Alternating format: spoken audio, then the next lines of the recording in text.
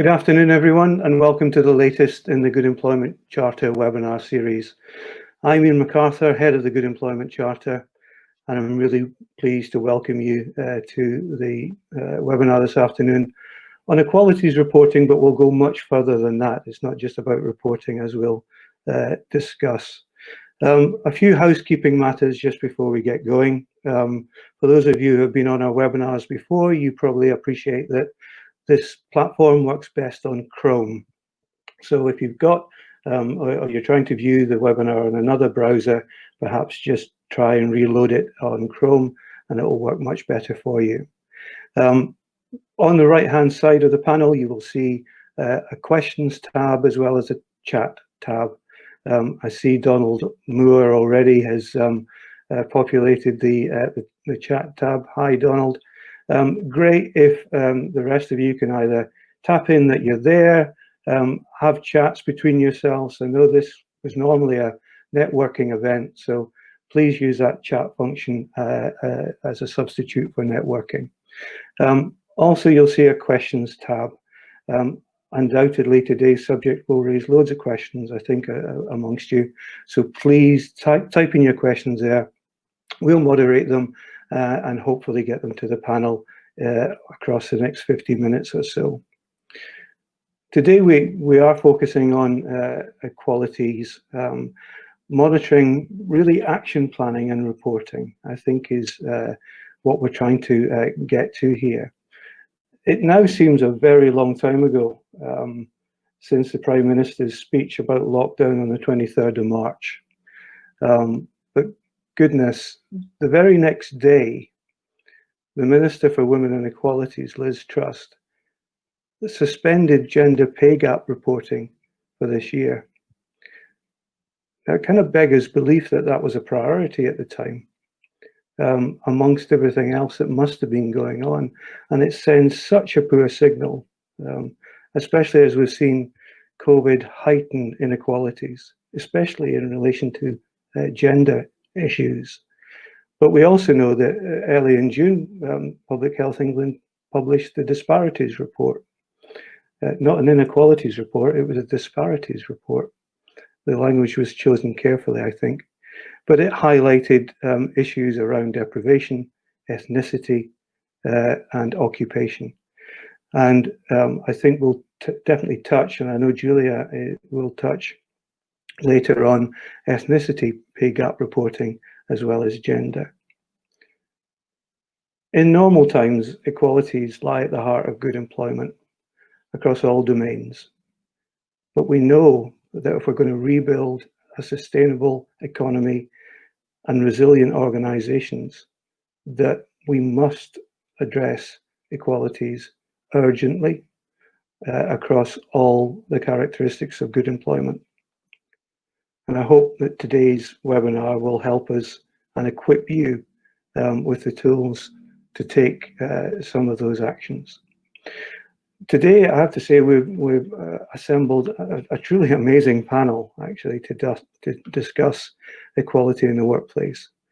We're joined by Sigrid Fisher, who's the Relationship Manager at the Employers Network for Equality and Inclusion, Vanda Murray, the Diversity Champion and Board Member at the Greater Manchester Enterprise Partnership, but is also a Non-Exec Director at Manchester Airport Group, Julia Rouse, Head of the Sylvia Pankhurst Gender Research Centre at MMU, and last but not least, Megan Smith, Inclusion, Diversity and Social Equality Advisor at KPMG.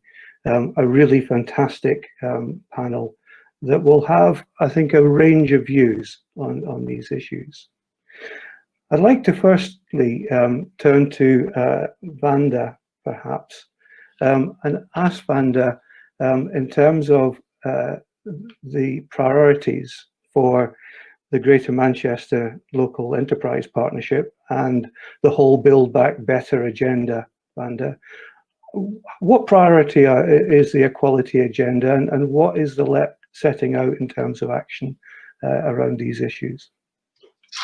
Oh, thanks, Ian. I think, as we know, in the first few weeks of lockdown, we were all focused on survival. But as the months go by, we've turned our attention to recovery And within that focus and that conversation, it's very much about how we improve how we work and live. And the concept of build back better, which I think is a term that's been widely used by government, but certainly has been adopted here in Greater Manchester. And you can look online, there's a lot of content around what that should mean and what that is starting to mean. And that includes diversity and inclusion. So I think, if you look at it in a number of areas, certainly in terms of the way we work, we've all got used to remote working, video conferencing.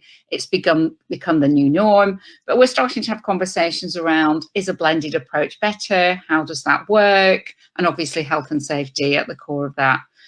I think, again, in terms of the way we work, digitalisation, digital support has been at the heart of the way we've worked, and we've quickly adapted. Businesses have quickly managed to fulfill orders remotely and online. And I think that digitalisation needs to continue in terms of the way we work. So again, another big focus. We're all conscious that because we're not driving as much, pollution has dropped. So I think the green agenda has actually gone up in terms of people's focus, and we realise that we can work in a different way. We don't need to be driving everywhere. We can focus on cleaner travel. We can focus on, a funding package for cycleways, which was launched here in Greater Manchester in May. So there are things that we can do, and that green agenda should be at the heart of our recovery, with green travel, green skills, etc.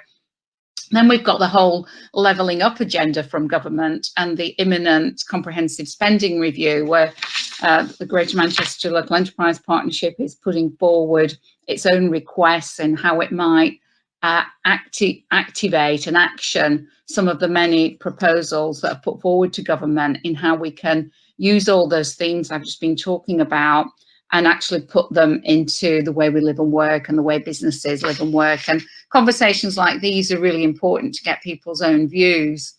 But Andy Burnham, as our mayor, has been really clear. And again, if I just summarise then, so he's got about 6 key focuses. It's, rethinking the way we work, and that, it must be about productivity and home working for those that want it, flexible working, and critically fairly paid work. I think it's rethinking the way we care for people and we support those who provide care, and there has to be a conversation about that. There's something around pollution, congestion, and the green agenda that's at the heart of it. And then having a look at the way our economy works with more investment in the forward-facing industries, because my own view is that many of these changes we're seeing had already started, but the pandemic has accelerated them. There was a move to digitalisation. There was a move away from some industries towards others. I think this has all just been speeded up. But certainly as we look forward, we need to put our focus in terms of jobs and activity into those sectors that have the best chance of success in the future. Andy's very keen on housing, as you know, and how we look after those most at need in our society, including the homeless. And I think, all of that adds up to this Build Back Better campaign and what we want. And my own agenda, which is diversity inclusion, is that we must put that absolutely central to what we do. And I know that Julie will have some comments on this, on particularly how it affects women who have been working at home but have also had to probably homeschool, look after the kids, and a myriad of other things. So how can flexibility be a force for good, but not something that means you're doing everything? So I think that, diversity inclusion means that we need to look after those people who are perhaps working in a different way. They still need support. I think the BAME agenda, again, with Black Lives Matter, has really taken focus, and the LEP is putting a lot of effort into looking at the types of things that should be standard across all businesses. What does best practice look like in terms of recruitment, in terms of training and development and support, internships, young people who might be coming out of education into a job situation that isn't particularly good at the moment. So what types of things can we do to help them, and particularly for those who are more disadvantaged? So, the words are all there at the moment. What we've got to do is make sure we listen to everyone, we take account of everyone's views, and then we put a number of actions in place that are appropriate. And some of those have started. You know, recruitment's actually something you can look at right now. Internships, support for students, jobs, you know, digitalization. We need more small business support, and we really need to focus on those things that are going to make the most difference. So we're actually at a point where this whole paper on levelling up and the type of activity we do in Greater Manchester is going to government to get a funding package of support. So this is a really good time to hear other people's views and to see what the real issues are as we start to hopefully put some of those actions into place over the course of the coming months. So I think I'll pause there.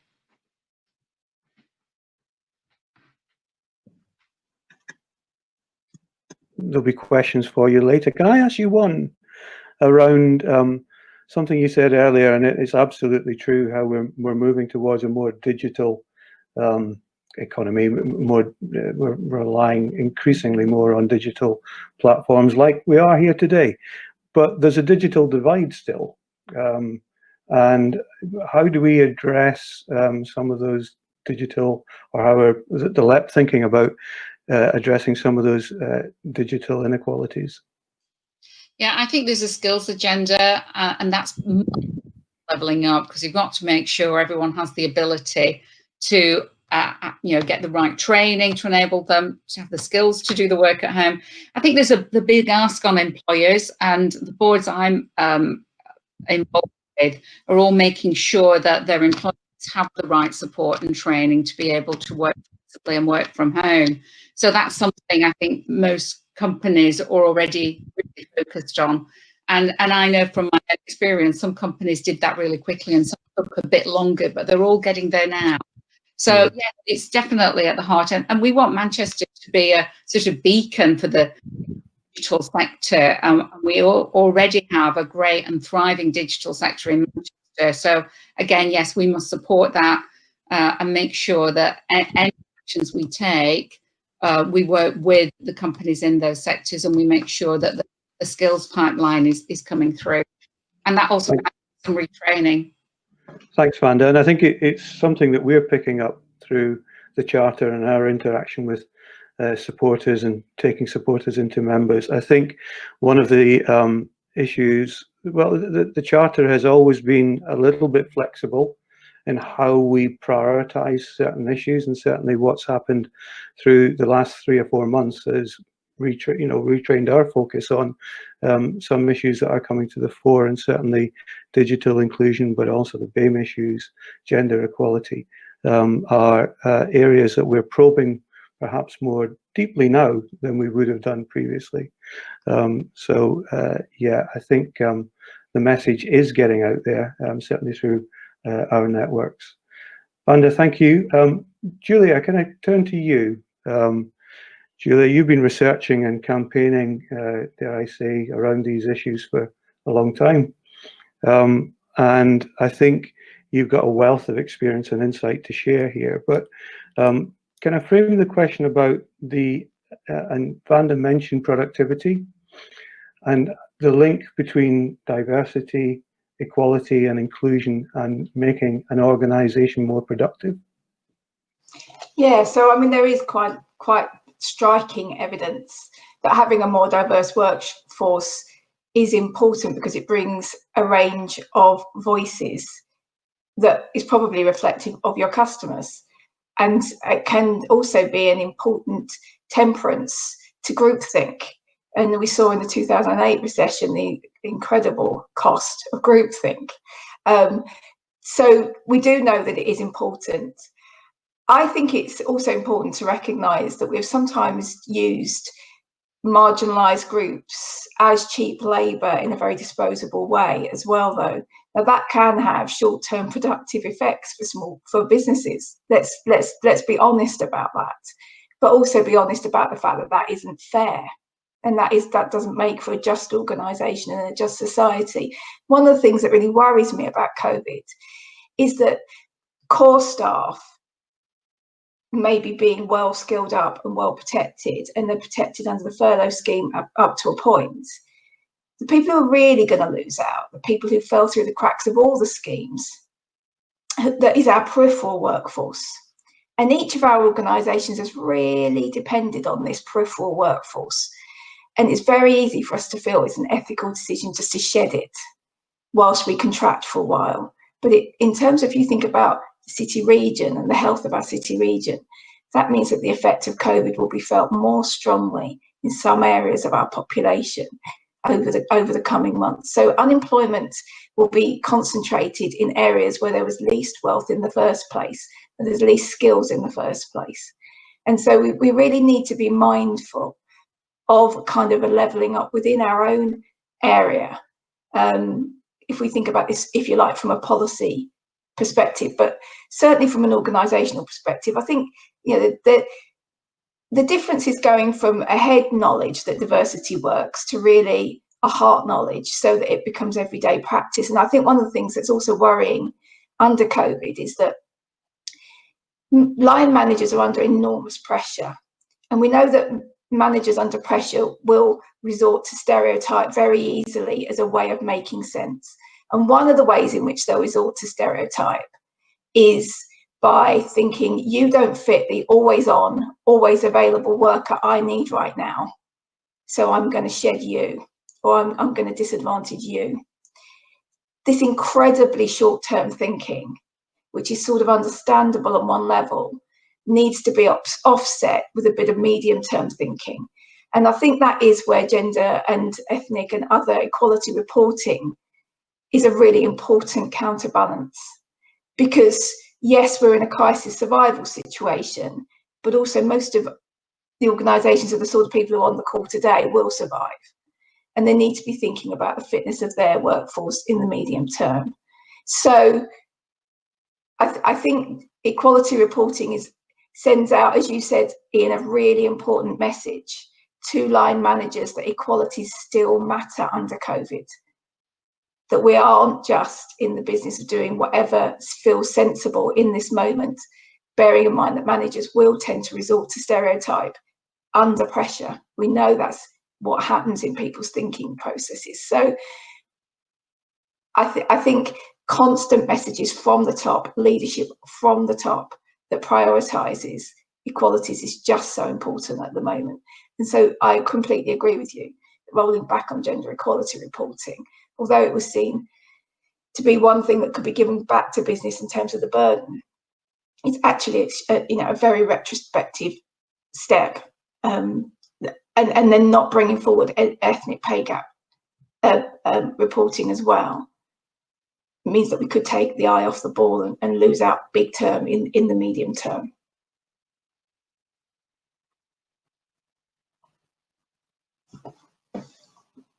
Sorry, Julia, I expected you to go on longer. I unmuted myself now. So look, let's tease some of that out. In terms of the ethnic pay gap reporting, that's not on statute anywhere at the moment. So what's good practice in that space? I was looking at a PwC report published last year on this, and it reflects my own experience of talking to organisations. They said that they think 95% of businesses aren't ready. Collecting the data you need for ethnic pay gap reporting is very sensitive, because you're going to have to go back to your workforce and see how they self-report their ethnicity. Okay, and I've been working with Greater Manchester Housing Providers, which is the social housing providers in Greater Manchester, to think about creating routes for BAME leadership. And one of the things we asked them to do was to collect some basic data, because we know that the data needs to be monitored while we're doing, if you like, the qualitative work of organisational change that needs to go alongside actually creating some sort of change. And they found it very, very difficult to create really quite basic data, because their systems aren't yet fit for purpose. Now, this has spurred them on to start thinking about their systems. And so I think the message is out there to all organisations right now, that they need to be accessing some help, probably, to think about the technical and the people side of collecting the right data to do ethnic pay gap reporting. I'm interested in the 5% that were ready. What are they doing? What are they doing, Julia? How are they doing it? Well, I don't know. I'm not quite sure, but I guess they may have better HR systems in the first place, or they may have actually run the data. Okay. Ethnic pay gap reporting is going to expose organisations to a great deal of risk. It really ought to be being considered as a risk issue now at a board level, because there's going to be a lot of organisations seriously embarrassed when they are asked to report on this data. So they really should be producing at least their internal dummy run and better practice. They should be reporting that and beginning to say now. And this is the whole thing about Black Lives Matter. If you look at the number of the statements that were put out that really read as, no problem here, we support you guys. No problem here. That's not what we need to be saying. Us white leaders of organisations need to be reflecting on our white privilege and saying, there's a problem here, there's a problem in me, and there's a problem in my organisation. And I'm becoming more and more aware of the privilege that comes with my whiteness and of the way in which my organisation is in fact racialised. So we need to be putting our hands up at this stage when we actually access that data, because a lot of organisations are going to be pretty, as I say, shocked and embarrassed by their results. Thanks, Julia. I'm sure it's something we'll come back to. I think it's a really good point you make. I'm always kind of a little bit fed up every year when everybody's Twitter handle kind of changes to the rainbow around LGBT issues, around Pride, and it feels like tokenism. And I think we saw a lot of that similar kind of tokenism around Black Lives Matter and BAME issues, and quickly forgotten almost. And your point about risk is absolutely well made, and I think I hope people are listening to that message. Thanks, Julia. Sigrid, can we come to you? A fantastically named organisation of an employers network for equality and inclusion. We couldn't have a more perfect organisation to talk to us this afternoon. So Sigrid, you provide support to employers on how they go about addressing these issues. Can you give us some insight to the resources and tools that employers might be able to get their hands on to help them and support them through this? Yes, sure. So employers, ENEI. Oh, great. Am I? Not according to my thing. Can you hear me? No, you're fine. All right. Okay. You're fine. Yeah. Yeah. So ENEI, we're a member organisation. So people join us, and we cover a huge range of sectors. We've got about 350 members. So we can look at equalities from the perspective of both the public and the private sector and the not-for-profit voluntary sector. So and they, all organisations work differently depending on those starting points. So with public sector organisations and the Equality Act, there's been a requirement to collect and publish data for a decade, not necessarily across all 9 protected characteristics, but still there as part of sort of core functions. With some of the private sector organisations we work with, we're starting from scratch in terms of explaining the merits of gathering data and why monitoring is important. And I think it's interesting, the culture around this is very wide, it's very varied, really. So, there's a business case, and there's quite a lot of research that shows the benefits of diversity and inclusion for business, particularly if you're talking about, profits and productivity and so forth. But that, not everybody's particularly aware of or interested in that. There's an ethical case where it's the right thing to do, and, people are important. So getting it right for our people can be the driver. And again, I've heard organisations particularly recently talk about this being a sort of non-essential area of work, and you think, well, I'm not quite sure how people can't be essential, but I understand the pressure on the purse at the moment. And then I think increasingly there's a school of thought around evidence base. I've done a lot of work in the academic sector, for instance, and it's very, very rooted there now. It's very connected with the D&I agenda, is evidence-based and benchmarking, and being able to sort of demonstrate in numbers really what the issues are for the organisation, what needs to be changed, and to then adopt actions that will actually bring about that change, and that you can almost prove, you can evidence that change taking place and that impact. And so in that sector, it's very strong. And it's interesting, we'll see, so some sort of mixture of those drivers is what we're dealing with our members. And depending on where organizations are coming from will affect those different starting points. I would really stress as well that when we talk about data, quite often we are sort of drawn into thinking about numbers and representation, and that's, you know, vital in terms of proving things such as the pipeline. You know, are people actually getting in your organization? Once they're in, do they progress? Do they to the same level, but also over the same time frame? Are they in the lower grades for longer, and so forth? So data can be really revealing when cut across protected characteristics to tell you what's going on in the workforce, and where there are significant differences, then obviously that raises a bit of a warning bell about that should, you know, an extra look needs to be taken exactly what's going on there. So things like pipelines around gender will show that in a lot of situations that there's a dropout, people sort of falling off their career path when children come along, or later on when, you know, there's caring for elderly relatives, which tends to be picked up by women. So there's lots of insights that can be revealed by data, and for an organization they can be really costly. You know, that can be a real waste of talent. You know, you've developed somebody, you've had them in your organization for a long time, they've got a position of responsibility, and then, you know, you can anticipate through some of this data collection that you might have a problem later on, that there may be, you know, maybe an issue coming because of what that sort of data tells you. So but the other thing I would say is that there's also qualitative data, and I've worked with a small company, small startup recently, where, you know, they struggled with that idea of gathering quantitative data for all sorts of reasons.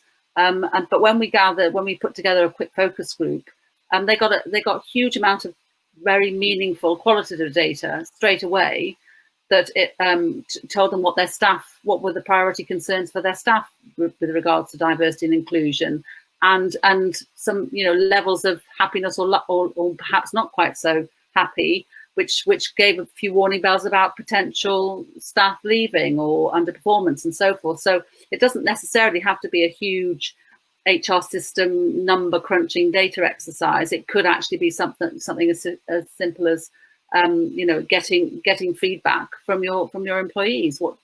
How is it for them, and responding to that. So you know, as an introduction, that's what you know, where we would in ENEI we would start with wherever the organisation wants to start, and we have guidance on the mechanics, some of the mechanics, and how, you know, how the questions can be put in relation to the law, and issues around sort of data protection and so forth. So but also the strategic, where you know, as a relationship manager, what I'm involved is the strategic discussion, which is why you know, considering this, you know, what is it that you aim to get out of undertaking these exercises, and importantly that whatever the numbers or the feedback shows, that's the starting point.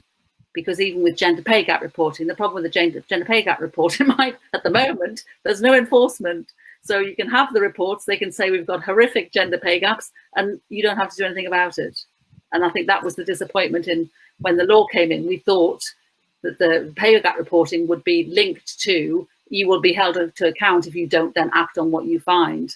So data collection for data collection's sake is not particularly helpful if it doesn't follow through to, well, what does that mean about what needs to be changed, and what are you going to do that is actually going to bring about those changes? Sigrid, thanks very much. You raised some interesting points. I think one of the issues that we've seen through a lot of the good employment agenda is that the market will start to demand it. You know, we cite often Brewdog's A boards outside of their pubs that said nothing else, but said they were a real living wage employer. Now, when did that become a discerning factor of where you buy your beer from? It clearly matters to them. It clearly matters to their clients. And I think that's the sort of signal that we'll start to see. People will start asking questions. I think also, and we'll come back to this no doubt, As you know, the Greater Manchester economy is made up of, I don't know, something like 85%, maybe Vanda knows, SMEs. So we're dominated by small businesses. And how we take some of the larger systems and the infrastructure in large organizations and boil that down into something meaningful at a smaller level, I think will be really interesting. And I'm sure I know we've already had some questions on that in advance, so we'll come back to that perhaps. Thanks, Sigrid. Meg, can we turn to you? In a big organization, KPMG, who have been working, I know, very hard on this agenda, and that you are at the forefront of monitoring and measuring that now. So can you just give us some insight of what it's like at the cold face of this? I mean, we can talk at a distance, but you're dealing with this day in, day out, Meg. So can you share some of your experience from KPMG? Yeah, absolutely. I mean, I'd echo a lot of what our other panel members have already said in terms of what's important and how we address it. So like picking up, for example, on pay gaps and ethnicity pay gaps. Yes, it's a risk issue. Like we publish ours, they don't make for nice reading. But that's important. We need to know that. And like you said, we need to hold ourselves to account. And without that information, how are we going to progress it and then get better? And I think that point on accountability is, I guess, the place that we're really at KPMG with our IDS inclusion diversity data. So we collect it, we've got relatively good declaration rates, we set targets, we monitor it and all of that. But the challenge we've got is getting people to own it and own those targets and think about them in the same way you would think of a business target. So you have a leader in one part of your business who says we're going to grow to be this big in this time frame, and that is, you know, their sole mission and that's what they aim for. And I think the journey we're on at the moment is getting that accountability to really own it. I guess some of the other, talk about being on the cold face of it and actually trying to do it day in, day out.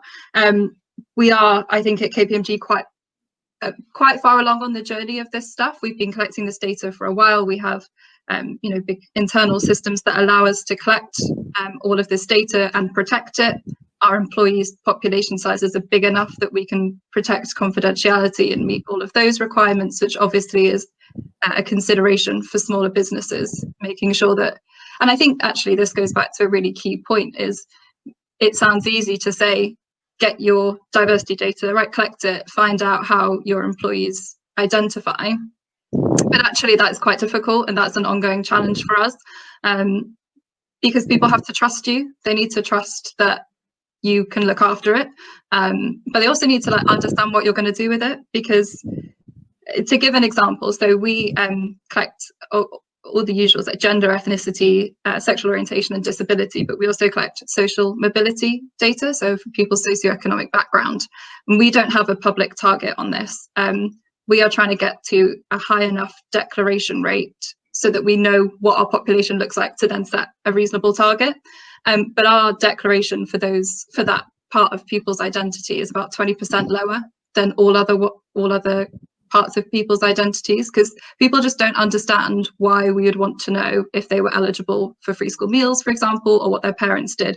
And it completely makes sense. So it's about building that culture where people feel like they can be themselves. That's the inclusion part, right, of inclusion and diversity. It's that belonging. And it's also trying to make it empowering for people. We've got a great story that we shared about a young man who went onto the system once he'd been here for a while to change to declare as being gay, and that was a really empowering moment for him. So trying to frame it more as that rather than people just thinking we're being nosy, basically, like making sure people feel really empowered to do it. I think that's really the first step for organizations starting out on this, because once you've got that trust, you've then also got your data, and once you've got your data, you can track it, you can set your targets, you can report on it, and you can do all of those different things and everything that then leads on to. So yeah, I'd say that was like a really key starting point. And something, like I say, we're still dealing with. Whilst we have high declaration for ethnicity, we don't have it for everything, and it is really variable across grades, across business areas, etc. Great, thanks, Meg. Linda has asked a question specifically about KPMG's target declaration rate across the demographics. Can you share that? Yeah, so we're for our social mobility, and this is on our we publish this each year. So for social mobility, we're trying to get to 75% of our population to declare their background. And our view is that once we've got that amount of data, so for context, our employee base is 15,500 people. So once we've got 75% of those people who've told us their background, we then will be in a good enough position to use that alongside, things like population data and utilize memberships that we have to pick a number, right? And target setting is tricky. I think the first thing I'd say about it is it's not an exact science, and often it looks like it should be because companies come out with these numbers that are very specific, like something point whatever percent. I think, oh my God, how on earth did you get to that number? What's the calculation? And really there's not. You've got to know where you stand at the moment, and you've got to understand the context that you're working in. So for example, like census data, it's very out of date now, but that's often quite a good starting point for your gender, ethnicity in particular. Accounting for regional variances and stuff like that. Consult with organizations, look at your competitors, and then set something that's stretching. With what's the worst thing that happens, right? You don't quite reach it. We've not met all of our targets in the past, but we've been working towards them, and we've been able to hold ourselves accountable. So if we didn't do it, we need to do more. And then, yeah, just set that number and start working towards it. Put those action plans in place. Don't go round and round in circles, basically trying to choose a number. The important thing is what you do to reach it. Meg, that's great advice, particularly around target setting. People get really scared about it, but it's always about a journey towards. This is the really important thing I've always found in terms of target setting. Linda has also asked a question, maybe Sigrid, you could come in, or perhaps Julia, about best practices for gathering and processing the quantitative data. Great engagement with colleagues participating, but for qualitative feedback, but struggling to get a full picture of colleague base across demographics. So could you point to some good practice, and maybe you, Meg, as well, or Vanda, from your experience, good experience of an employer who's got the best practice of gathering and analysing quantitative data? Well, I would talk about the airport. They have a CSI committee, corporate social responsibility, and issue every year a publication which charts progress against all the targets that they set on every aspect of trying to be a good employer, a good neighbour, and the focus on the environment and clean air and noise. So, you said at the outset that many employers, well, we're not forced to declare certain statistics this year. I think good employers will carry on recording those regardless, and will be well prepared to publish them and send them to government as soon as government open those portals again. So I think the airport is collecting that.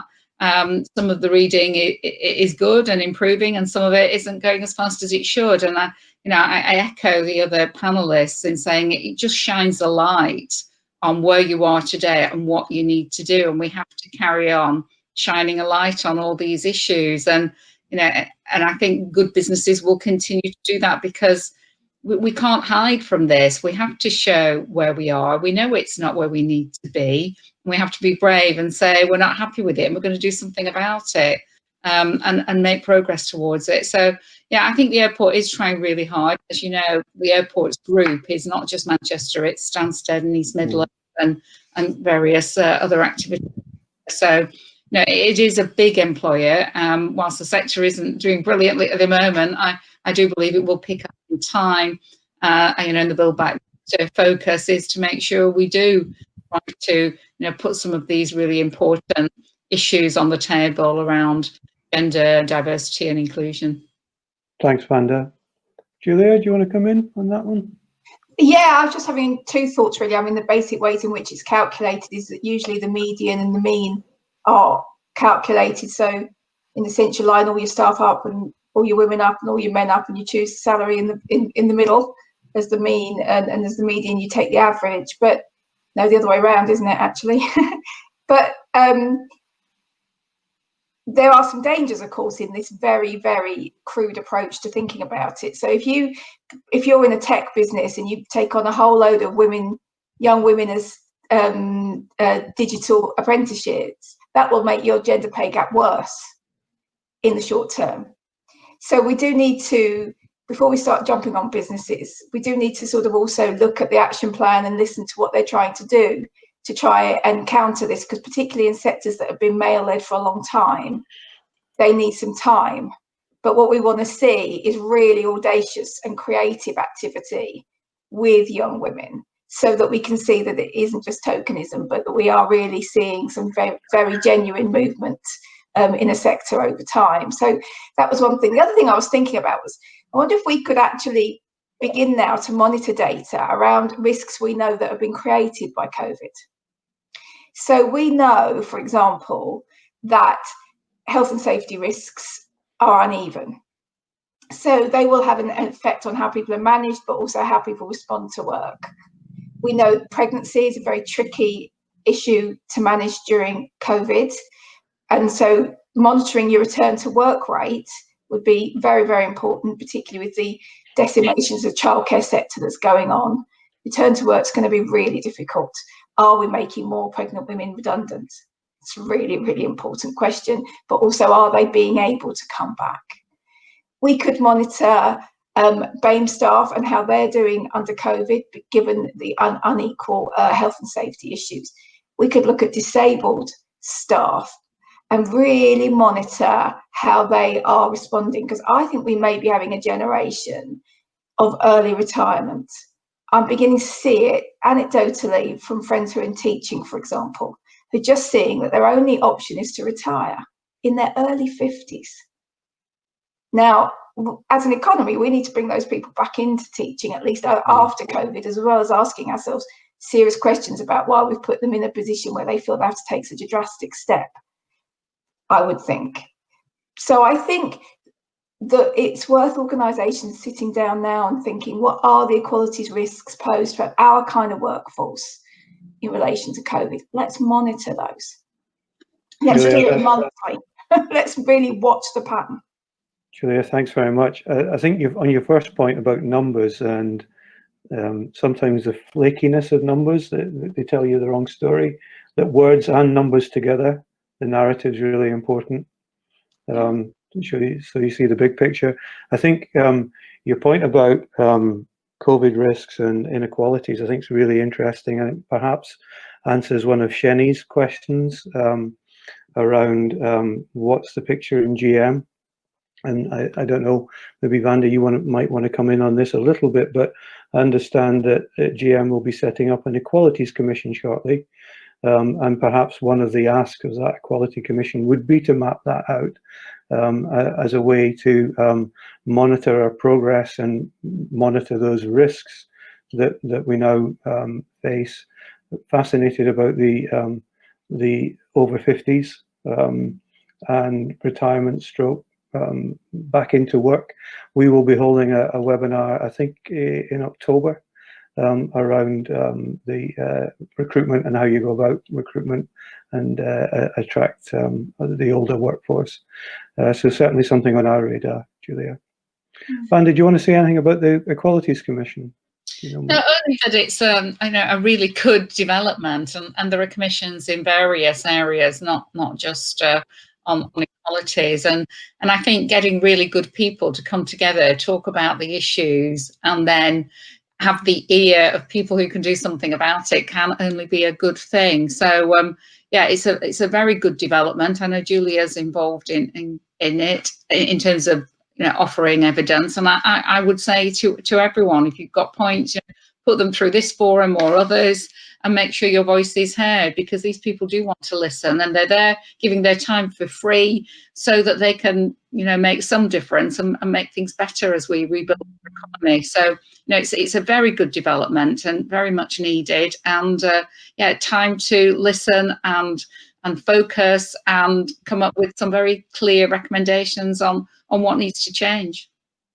Thanks, Vanda. they might pick up one of the points that Donald Moore's raised. We can always rely on Donald to throw in a grenade into these discussions.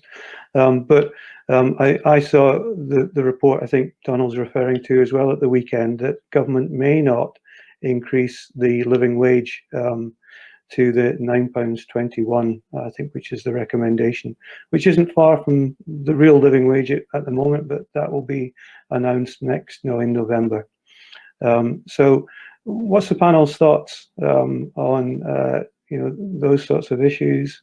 It comes back to perhaps something Julia's referred to about we're in such a situation that we can't afford good work. I think the response is we can't afford not to have good work. But that's my view. What do the rest of you think? I think if I could just jump in, when this year sort of took the shape that it did, we really expected quite a lot of organisations to start saying, "Oh, D&I is a luxury, diversity is a luxury, we can't afford it," and so forth. And I think we were sort of steeled for that. And actually, the reverse happened, because almost instantly, people have been absolutely at the centre of every aspect of the pandemic. And then with Black Lives Matter, there was a very visible reminder of the inequalities that are part and parcel of our day-to-day life in this country, and the organisations that we work for, and the lives that we lead. And so the reverse has happened. We've actually what I think we got a big sort of surge in people who had sort of maybe had diversity and agendas, diversity and inclusion on their agenda, but sort of in the background somewhere, maybe a little bit resourced, but not particularly in play. And then that sort of lack was exposed by two really demanding issues that required a response. And so I think it illustrated that as long as there's diversity and inclusion issues, or equality, diversity and inclusion issues. Until we're all populated by businesses that are, whose staff are all robots, that will continue to be the case. And as long as there's people, we need to know who they are, what each other's needs are, and experiences and differences and so forth, in order to function. And so I think it's very, very relevant, very, very current, and looking forward should remain so. Thank you, Sigrid. Yeah. Go on, Vanda. And it would be a hugely retrograde step if we didn't increase the low paid. I mean, if this pandemic has taught us anything, it's that we rely on low paid workers to do the most critical jobs. And I would be hugely disappointed if we didn't carry on getting towards decent pay for all types of workers. And that's my strong opinion. Just to answer one of Donald's questions, he said organisations should have to publish the relationship between the highest and lowest paid. Quoted companies do have to do that. The CEO pay ratio has been there for a number of years. But I think at the moment it's only quoted companies, so the top 350. But that data is in the annual report and accounts, the highest and lowest paid worker and the ratio between the CEO, etc. So it is all there if you look in the very thick annual reports that you get for quoted companies, but perhaps it should be wider than that, and I think that's an interesting point. In relation to pay, I just make the point that at a UK productivity level, low pay is compensated for by universal credits, which cost the country vast amounts of money, but don't give people the dignity of feeling that they've earned their living, and yet they've had the dignity of doing the work. Shouldn't we be moving to an economy that expects employers to pay? What we're talking at is a very basic level of income. Now, I'm a professor of entrepreneurship. I know hospitality, tiny hospitality business, etc. I'm not completely removed from the front end. So we need to couple that with helping them think about how to make those workers productive, and work we've done in social care, for example, where, by the way, the money is really set by how much money the government's going to spend on social care. So that we're in this circular argument, but they don't give local authorities enough to pay the social care workers and then tell them to pay them more. But hopefully, dear God, I hope that we've come to value that sector more during this period. But we need to work with them to think about productivity issues in ways other than just low pay. And we also need to untangle this issue with the welfare system, on which these small employers aren't fully aware that they rely. But actually, that's the way that our economy has moved into.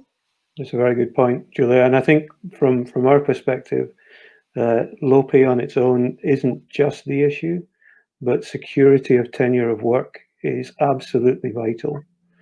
Security of hours. Giving people the decency to know of what they're going to get paid and when they're going to get paid, so they can plan, so they can live without constantly being on the edge of anxiety, knowing where the next piece of work is coming from. So I think that's something that we at the Charter very, very much focus in on in terms of secure work as well as low pay. I think they go hand in hand right now.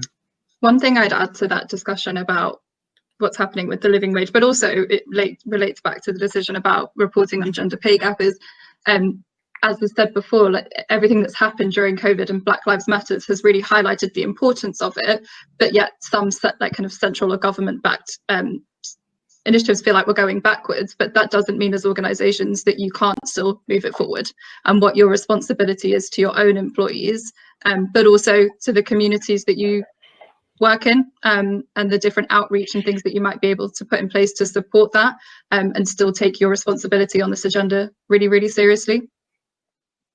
Thanks, Meg. We're running tight against time. It's amazing how quickly this hour always goes. But I'd like just to put one question to you all, just very quickly, if you could come back. I think one of the issues, and Julia, you touched on this, is about leadership on this issue. And certainly from our interaction, we find commitment and drive and enthusiasm often in the middle of an organization for this agenda, but not necessarily at the top. Is there any advice you could give people who are working in HR departments or middle managers who care passionately about this? How do they get that up and through the organization to the top, to the leadership, and so that it matters there as much as it matters through the organization? Anyone got insight? Sigrid, I see you come off mute straight away. Yeah, well, I was just thinking about this company I was working with recently where I mentioned about doing these focus groups. And I think there'd been a bit of external pressure, which can often be the case, whether it's the law, or whether it's, in this case, there'd been a buyout of a startup. So there was a big funder behind it. And, you know, so it may be a case sometimes, you know, that breaks it. But often there's a bit of a motivation, a bit of a sort of a starting point. And I think and so the leaders weren't actually aligned particularly well with the agenda, but when they saw the feedback of their staff. So as I said before, this was qualitative in this case, but it could also be quantitative. In fact, it will be. We're now moving into quantitative with them.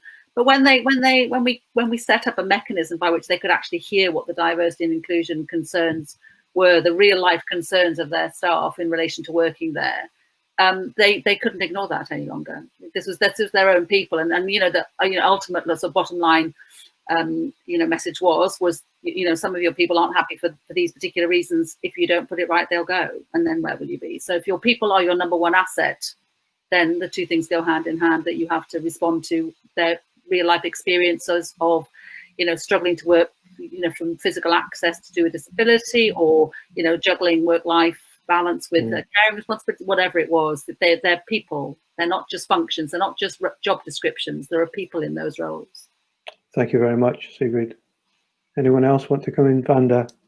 Yeah, I couldn't agree more. And again, I'm using quota companies as an example, but quota companies have to report on what they are doing to listen to the employee voice. There's a new section 172 in the Companies Act, which requires them to do that.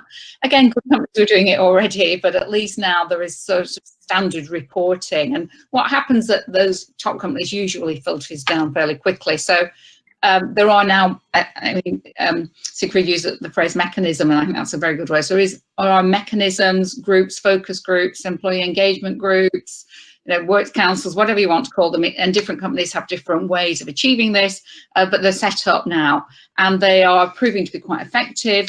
Because this is not just the preserve of the HR team, they might be there to facilitate, but the point would be to get senior managers to attend those meetings, and certainly for everyone to understand what the feedback is, and to get a good cross-sample, cross-representation of employees of all kinds at all levels and all backgrounds to come and be empowered and supported to talk about a range of issues, including diversity and equality. So, yeah, I think, you know, if you want an engaged workforce, the answer is to engage with them properly, and then on the actions that, you know, come out of it, and you know, it's sort of show not tell. You know, we want deeds as well as. Thanks, Vanda.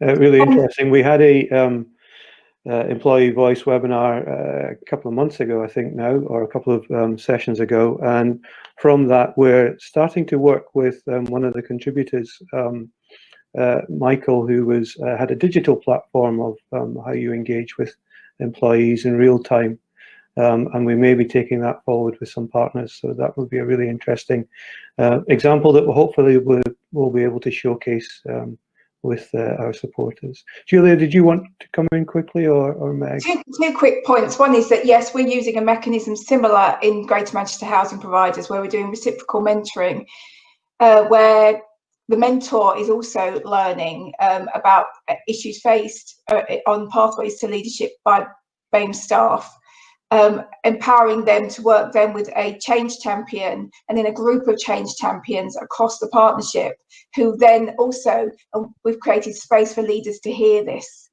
the messages that are coming up. So we're empowering voice, if you like, but also, I think, creating that ability to listen. And, you know, with BAME issues, it's very difficult because a lot of those people are white. So I think addressing Samina's point, which is very well made in the chat room here as well, for me, there's a role, and I've thought long and hard about this. There is a role for white people here to be advocates of BAME issues, because I spoke to BAME colleagues who said, I'm fed up with trying to change white people. You take on that work. Now I'm not saying it's exclusively, you know, it's a black and white issue, if you like, but I think there is a role for all of us. But yes, it is really, really important that we're not speaking for, that we are empowering voice, but equally that we are enabling reflection within ourselves and not just listening to others. So that's one thing. So the mechanisms of, the other thing is, how on earth do you keep attention? How do you keep management attention on equalities issues? And I think we've tried to play with this idea of tempered radicals to try and empower people at all levels of the organisation to take on the identity of people who will use their everyday power in favour of equality, and who will occasionally work together to step out on a limb. And sometimes you have to be unpopular in order to stand up against unfairness. And so it's kind of building a collective, an uncomfortable collective. This can't all be comfortable work. We can't let this all become institutionalized. Sometimes this has to be risky and uncomfortable work. But how do we share that out a bit by developing collectives within organizations of more radical thinking? And yeah, one of the things I was impressed about in our own university was that Black Lives Matters led to anger. It led to real anger and to real challenging up to the governing body to say, we're not happy with your response, we want a stronger response from that. And I've never in my life, 15 years working in the university, seen colleagues come forward like that and feel the confidence, the safety to be able to do that, and long may it last. So I think it's about keeping management attention and accepting that this is not just a bureaucratic process, this is a political issue. Meg, if you don't mind, I'm going to end it there. No problem. I don't think we could have a better narrative ringing in our ears. I love the tempered radicals idea. I can all see us wearing little pin badges. I'm a tempered radical. So perhaps that's something that we can further explore. Listen, if we were in a room as normal, there would be a huge round of applause going on right now. So can I thank each and every one of you, Julia, Sigrid, Vanda, and of course Meg. Thanks very much for your contributions. I think it's been a really interesting discussion. I hope those who have been listening have taken things away. A number of your questions we haven't been able to get to. If you want to contact the unit, we will try and endeavour to answer those questions specifically, or put you into contact with other people who can. I think there's potentially some relationship brokerage we could do around some of the questions that have been raised today. Julia, you mentioned pregnancy and COVID, and I know that you have a upcoming webinar, so we just give that some time there.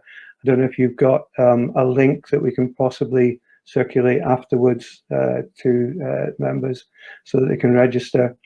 I'd also like to highlight, and those of you who are supporters will have had an email from us today highlighting some one-to-one sessions that we're bringing together in partnership with Breakthrough UK on bringing disabled people back into the workplace.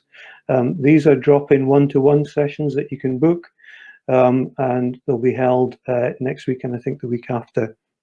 So if you have that email and you would like to have a one-to-one half-hour session on those issues, please book your slot. I think we'll be advertising this on our social media feeds tomorrow, so get in quick before they are all gone.